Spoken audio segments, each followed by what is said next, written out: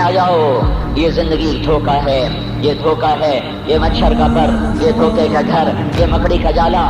چڑھتا سورج مت دیکھو، ڈوبتے سورج کو دیکھو، دیکھتے نہیں ہو صبح کی رانائیاں، وہ ابھی اپنا نشہ اتار نہیں پاتی کہ ایک دم مغرب کا افق ان کو دبوچ کر ساری رونق کو چھین لیتا ہے اور اس کی رونق کو اندھیروں میں بدل دیتا ہے، دن کی چمک دمک کو سیاہیوں میں بدل کر رات آنے والی، شام آنے والی، ڈوبنے والا سورج وہ پکار پکار کے کہتا ہے یہ دھوکے کا گھر ہے، اس کے چکر میں نہ پڑنا۔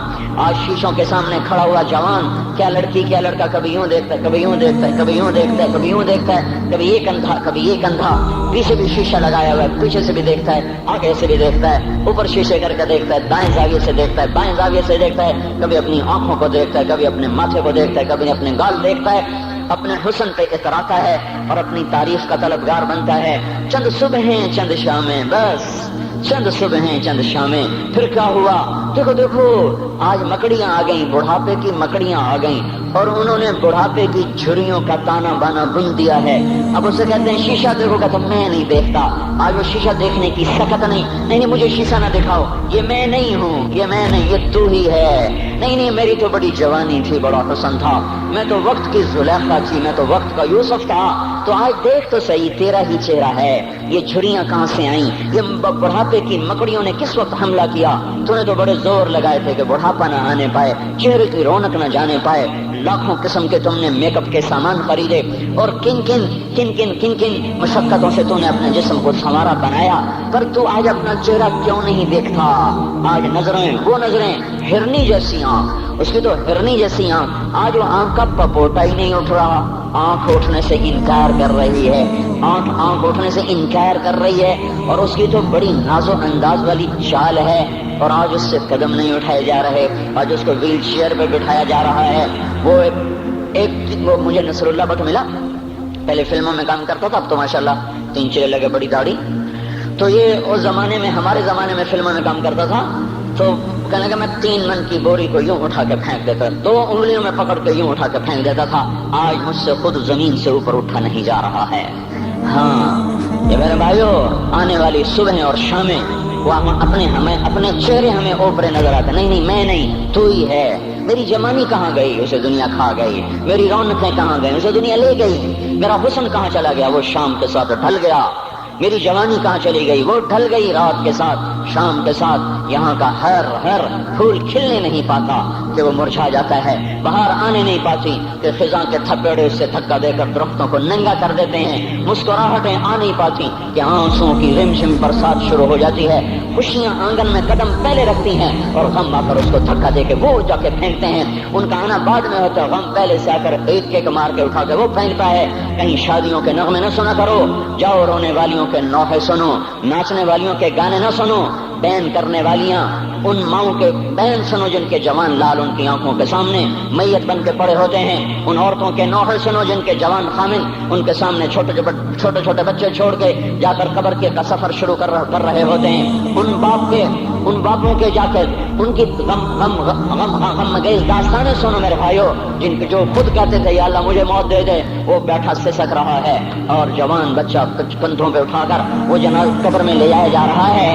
یہاں کے راگ نہ سننا، دھوکہ کھا جاؤ گے، یہاں کے ہوٹلوں میں نہ جانا، وہ سب دھوکہ فریب ہے، مسکراہٹیں دھوکہ ہیں، اور یہاں کے ہوٹل وہ ایمان کو برباد کرنے کے اڈے ہیں، وہاں نہ جانا، وہاں ہر چیز مصنوعی ہے۔ لوٹ کے قبرستان جانا، شکستہ قبریں، ویران قبرستان، ٹوٹی ہوئی قبریں، اکھڑی ہوئی قبریں اور جھکی ہوئی قبریں، بوسیدہ قبریں، دھنسی ہوئی قبریں، ہائے ہائے، ایک قبر کہے گی میں بھی کبھی کسی کا سر پر غرور تھا۔ میں میانی شریف کے قبرستان سے گزر رہا، ایک جگہ فاتحہ پڑھنے جا رہا، میں قبرستان کے درمیان سے گزرا تاکہ قرآن پڑھتا ہوا دائیں بائیں سب کو ایصال ثواب کرتا جاؤں۔ اللہ کی قسم میں نہیں جانتا کون ہے کیا ہے، ایک قبر نے میرے پاؤں روک لیے، اس کی بے بسی نے، اس کی حسرت نے، اس کی بوسیدگی نے، اس کی اداسیوں نے، اس کے غموں نے میرے پاؤں روک لیے۔ میں تو اپنے دھیان میں جا رہا ہوں، میرا اپنا عزیز ہے، میں اس پہ فاتحہ پڑھنے جا رہا ہوں، مجھے نہیں پتا کون مرا ہوا ہے، اور اس کی قبر کی ویرانی نے، بوسیدگی نے، ہوئے ہوئے ہوئے، میرے پاس الفاظ نہیں، میں کیسے وہ نقشہ بیان کروں کہ چلتے ہوئے قدم میرے رک گئے اور میں ایسے کھڑا ہو کے قبر کو دیکھنے لگا، اور میں بے ساکھ مجھے یوں لگا جیسے قبر کا ایک ذرہ کہہ رہا ہو ادھر بھی کچھ پڑھتے جاؤ، یہاں کوئی کبھی نہیں آیا۔ ماؤں کو دفن کرنے کے بعد اولادیں بھول جایا کرتی ہیں، ماؤں کی گود میں برسوں کھیلنے کے بعد پھر یاد میں نہیں رہتا کوئی ماں تھی، باپ کے کندھے پر برسوں سواری کرنے کے بعد یاد نہیں رہتا کوئی ہمارے لیے گھر بنا گیا تھا، زمین چھوڑ گیا تھا، جائیدادیں چھوڑ گیا تھا۔ وہ ایک محرم میں چلے جاتے ہیں، اگر یہ رسم نہ ہوتی تو شاید کوئی قبروں پہ بھی نہ جاتا۔ اپنی مصروفیتیں، جب آدمی خود باپ بنتا ہے باپ بھول جاتے ہیں، جب خود بچی ماں بنتی ہے مائیں بھول جاتی ہیں، جب اپنی دوستیاں بنتی ہیں بھائی بھول جاتے ہیں۔ کون مرے ہوئے کو یاد رکھتا ہے؟ یہ فنا کی جھوک ہے، مٹ جانے کا مقام ہے، کوئی کسی کو یاد نہیں کرتا۔ حضرت علی نے فرمایا تھا حضرت فاطمہ کو دفن کرنے کے بعد لكل اجتماع من خليلين فرقة وكل الذي قبل الممات قليل۔ آج فاطمہ کو دفن کرنے کے بعد مجھ پر یہ بات کھل گئی ہے، کوئی کسی کا ساتھ نہیں دے سکتا، کوئی سدا سلامت نہیں رہ سکتے۔ ایسی حسین جوڑی بھی آج بکھر گئی، ایسا حسین جوڑا کوئی دنیا میں کہاں سے لائے گا؟ ایسا جمال کوئی کہاں سے لائے گا؟ ایسی جوڑی کوئی کہاں سے لائے گا؟ علی اور فاطمہ کی جوڑی کوئی دکھائے تو صحیح، کوئی نبیوں کے بعد کوئی ایسی جوڑی بنی ہو، لیکن آج یہ جوڑی ٹوٹ گئی۔ 24 سال کی عمر میں فاطمہ جدائی دے گئی، 24 برس کی عمر میں جدائی دے کے جا رہی۔ ہاں لیکن بھائی ان کا تو مرنا بھی زندگی تھا۔ پانی کے لیے اپنی خادمہ سے فرمایا میرے غسل کا پانی رکھو، خادمہ نے پانی رکھا، خود غسل فرمایا، پھر اس کے بعد چارپائی کو درمیان میں رکھوایا اور کپڑے پہنے اور فرمایا، علی اس وقت کہیں باہر نکلے تھے، فرمایا اب میں مر رہی ہوں، میرا غسل ہو چکا ہے، مجھے دوبارہ غسل نہ دینا، یہی میرا غسل ہے اور علی کو بتا دینا، اور وہ گئی۔ ہاں آپ نے کہا تھا حضرت فاطمہ سے میں جا رہا ہوں، وہ رونے لگی، پھر آپ نے پھر کان میں کہا نہیں تو غم نہ کر، سب سے پہلے تو ہی مجھ سے آ کے ملے گی، پھر وہ ہنسنے لگی۔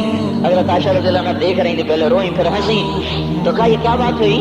کہا مجھے میرے باپ نے کہا میں جا رہا ہوں تو مجھے رونا آیا، تو پھر انہوں نے فرمایا تو غم نہ کر، سب سے پہلے تو ہی مجھ سے آ کے ملے گی، تو پھر میں خوش ہو گئی۔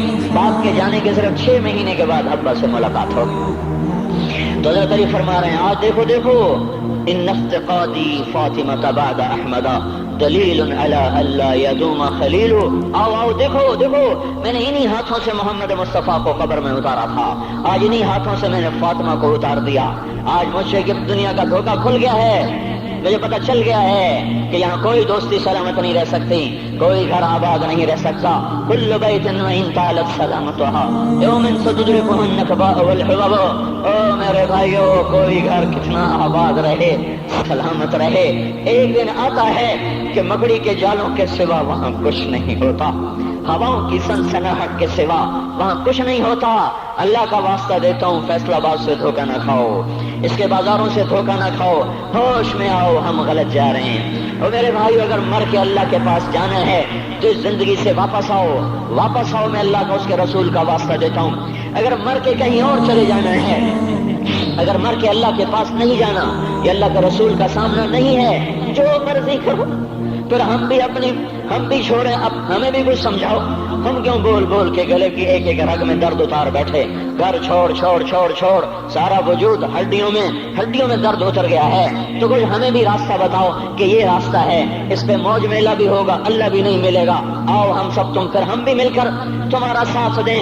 ہم کیوں ایسے کھاری اٹھائے ہوئے در کی ٹھوکریں کھاتے کر رہے ہیں میرے بھائیو؟ اور اگر ایسا کوئی راستہ نہیں ہے، وہ میں بتا رہا ہوں، کوئی نہیں ہے، میرے پاس کوئی مضمون نہیں بیان کرنے کو۔ میں یہ نوجوانوں کو دیکھتا ہوں، میرے بند ٹوٹ جاتے ہیں، میں دیوانہ ہو جاتا ہوں کہ میں ان کے کیسے دلوں میں اتر کر ان کے دلوں کی لگاموں کو اللہ کی طرف پھیر دوں اور اس کے رسول کی طرف پھیر دوں۔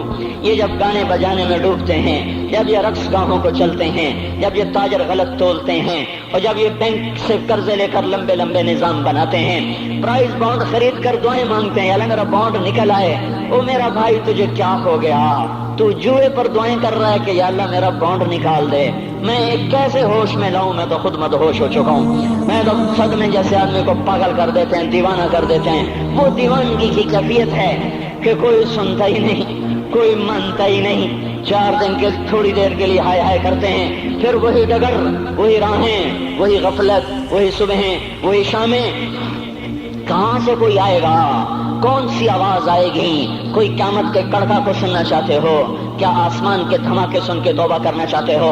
क्या आसमान की बिजलियों को गूंजता देखकर फिर तौबा करोगे? या जमीन के कलेजे को फटता देखकर फिर तौबा करोगे? या समंदर की बिफरी मौजों को चढ़ता देखकर फिर तौबा करोगे? या हवाओं के झक्कड़ बगोलों को देखकर फिर तौबा करोगे? नहीं नहीं, फिर तौबा का वक्त निकल जाता है। अभी वक्त है, अभी हम लौट आए, आ जाएं। कब्रों की वो सीदगी याद करो, कब्रों के अंधेरे याद करो। और मैं आपको सुना रहा था, उस कब्र ने मुझे रोक लिया, उसकी एक एक मिट्टी के जर्रे ने मुझे कहा कुछ इधर पढ़ दो, यहाँ कोई नहीं आया। हाँ, कोई नहीं आया करता, कोई नहीं आया करता। यहाँ अली फातिमा जुदा हो गए, बाकी कौन हमेशा रह सकता है? और जब जुदाइयां होती हैं फिर क्या होता है? कअल्लम तकुन बैनी व बैनका खुल्लतुन वला हुस्न वुद्दिन मर्रतन फित तबादुली। फिर ऐसा होता है जब जुदाइयां हो जाती हैं, फिर यूं होता है कि जैसे कभी कोई आया ही ना था, कोई मिल बैठा ही ना था, कोई माँ न थी, कोई बाप न था, कोई भाई न था, कोई संगी न था, कोई साथी न था।